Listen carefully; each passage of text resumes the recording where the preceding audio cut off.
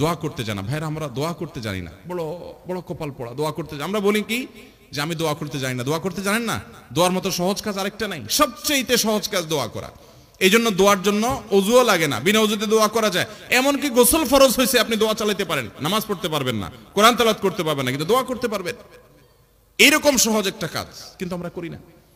আপনি একা একা হাঁটছেন, আপনি আল্লাহর সাথে কথা বলেন। দোয়াটা মানে হলো মুনাজাত মা আল্লাহ। মুনাজাত মানে হলো কানাগুসা, আল্লাহর সাথে কথা বলা ফিসফিস করে। আপনার মনে অনেক ব্যথা, অনেক ব্যথা, কাউকে বলতে পারছেন না, খুব পেরেশানিতে আছেন।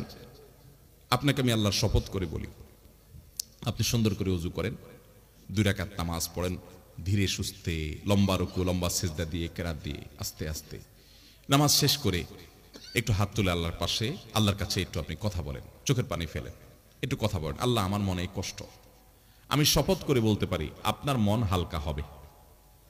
আল্লাহর উপরে ভরসা করে বলতে পারি, যদি আপনি শর্তগুলো সঠিকভাবে করতে পারেন, ঠিক রেখে, ইনশাআল্লাহ আপনার মন হালকা হবে। কারণ নবী সাল্লাল্লাহু আলাইহি ওয়াসাল্লাম ইজা ফাজাআহু আমরুন সাল্লা ওয়া ফি রাওয়াতিন ফাজাআ ইলা সালাহ, নবী সাল্লাল্লাহু আলাইহি ওয়াসাল্লামের জীবনে কখনো পেরেশানি আসছে সোজা নামাজে দাঁড়িয়ে যেতেন। আল্লাহ বলেছেন ওয়াস্তাঈনু বিস-সাবরি ওয়াস-সালাহ, তোমরা সালাত এবং সবরের মাধ্যমে আল্লাহর সাহায্য চাও, বিশেষ করে তাহাজ্জুদের সময়। এটা তো বিলুপ্ত হয়ে গেছে ভাই, এই আমল তো মুর্দা হয়ে গেছে আমাদের সমাজ থেকে। তাহাজ্জুদ এটা তো পরের কথা, ফজরই পড়তে পারি না আমরা, রাত 2টা বাজে শুই। নবী করিম সাল্লাল্লাহু আলাইহি সাল্লাম তাহাজ্জুদের সময় আমাদেরকে আল্লাহর কাছে দোয়া করার শিক্ষা দিয়েছেন। আল্লাহ তাআলা দুনিয়া আসমানে এসে বান্দাকে ডেকে ডেকে বান্দাকে ক্ষমা করেন। 5 ওয়াক্ত নামাজের জন্য আযান দেয় মুয়াজ্জিন, 5 ওয়াক্ত নামাজের জন্য ডাকে কে? মুয়াজ্জিন। আর তাহাজ্জুদের জন্য ডাকেন স্বয়ং আল্লাহ তাআলা। তাহাজ্জুদের জন্য কে ডাকে? তাহাজ্জুদের জন্য আল্লাহ সুবহানাহু ওয়া তাআলা। হাদিসে আসছে নবী করিম সাল্লাল্লাহু আলাইহি সাল্লাম বলেছেন যে রাতের শেষ প্রহরে আল্লাহ তাআলা দুনিয়ার আসমানে এসে বান্দাদেরকে ডেকে ডেকে বলেন, আলামিন মুবতালান ফাউআফিয়ালা, আলামিন মুস্তাগফিরিন হালমিন মুস্তাগফিরিন ফাগফিরালা, কেউ কি আছো গুনাহ মাফ চাইবা আমার কাছে, উঠো চাও আমি মাফ করে দিব। আল্লাহ ডেকে ডেকে মাফ করেন। ভাইরা আমার, খুব অসুবিধা, ভোর রাতে উঠে যান, একটু তাহাজ্জুদ পড়েন, 2 রাকাত 4 রাকাত 6 রাকাত 8 রাকাত, লম্বা কেরাতে, লম্বা রুকু সিজদা দিয়ে। আমরা জানি আয়েশা রাদিয়াল্লাহু আনহা বলেছেন নবী করিম সাল্লাল্লাহু আলাইহি ওয়াসাল্লাম তাহাজ্জুদ যে পড়তেন, লা তাসআল আন হুসনিহিন্না ওয়া তুলিহিন্না, আর বলো না, জিজ্ঞাসা করো না সে কি সুন্দর ছিল। দাঁড়িয়ে কেরাত শুরু করলে আর রুকুতে যেতেন না, রুকুতে গেলে আর উঠতে চাইতেন না, সিজদা গেলে আর উঠতে চাইতেন না। ভাইরা আমার, আমি প্রায় সময় বলি, কয়েকটা ইবাদতের নগদ স্বাদ পাওয়া যায়, একটু চেষ্টা করলে আপনিও পাবেন। এটার জন্য কোনো বিশেষ বুজুর্গের দরকার নাই, আপনিও পাবেন।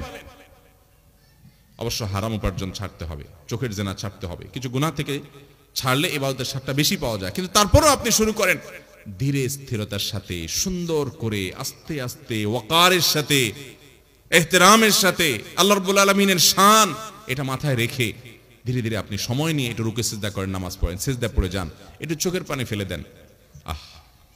সালাহাতু সঙ্গে বুদি দিল খারাশ, আজমোদে এক জামানা খাকে বাস, পাথর হয়ে বহুকাল ছিলে ভাই, একটু কিছুকাল মাটি হয়ে দেখো। দোয়া করা, দোয়ার মাধ্যমে আল্লাহ তাআলা তাকদীর পর্যন্ত পরিবর্তন করে দেন। আল্লাহ রাব্বুল আলামিন আমাদেরকে আল্লাহর কাছে দোয়া করার তৌফিক দান করুন।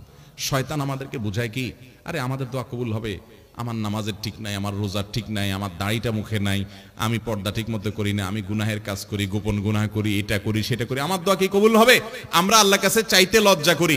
আরে যে যত বেশি পাপিষ্ঠ সে তো আল্লাহর কাছে তত বেশি চাইবে, আরো তার তো চাওয়া আরো বেশি দরকার।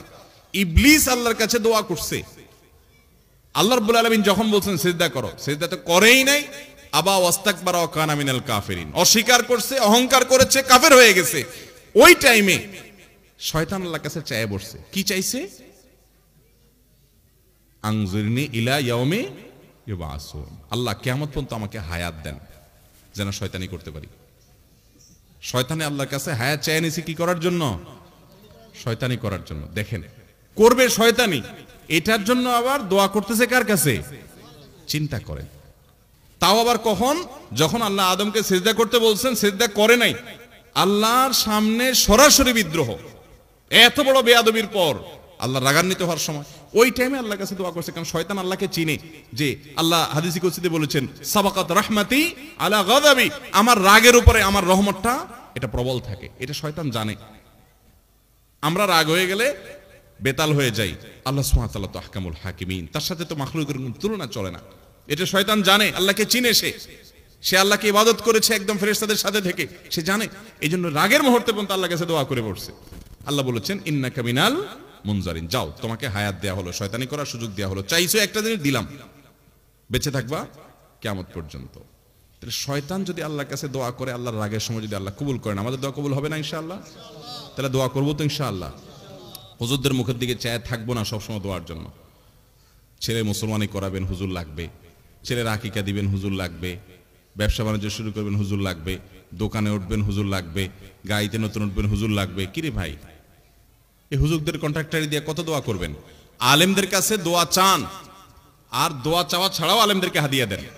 কারণ নেককারদের হাদিয়া দেওয়া উচিত, কর্তব্য। লা ইয়াকুল তুআমাকা ইল্লা তাকি, তাদেরকে হাদিয়া দেন, খানা খাওয়ান, মেহমানদারি করেন, উপহার দেন, উপঢৌকন দেন, সেটা ভিন্ন বিষয়। আবার দোয়াও চান, কিন্তু নিজের দোয়াও করা আমাদেরকে শিখতে হবে। আল্লাহ আমাদের সবাইকে দোয়া করার তৌফিক দান করুন। ভাইরা আমার, তাহলে তিনটা কথা আমরা বললাম। আমাদের ভাগ্য যদি সুপ্রসন্ন করতে চাই, নসিবে ভালো কিছু লেখা হোক যদি আমরা চাই, আল্লাহর গোলামি এবং আল্লাহর দাসত্ব, আল্লাহর হুকুমগুলো মেনে চলার জন্য সিরিয়াস হতে হবে, এবং যে যত বেশি হতে পারবো তার নসিবে আল্লাহ তাআলা তত ভালো কিছু দিবেন ইনশাআল্লাহ। দ্বিতীয়ত, আত্মীয়তার সম্পর্ক যে যত বেশি ভালো রাখতে পারবে, আল্লাহ তাআলা তার জীবনে তত বরকত দিবেন।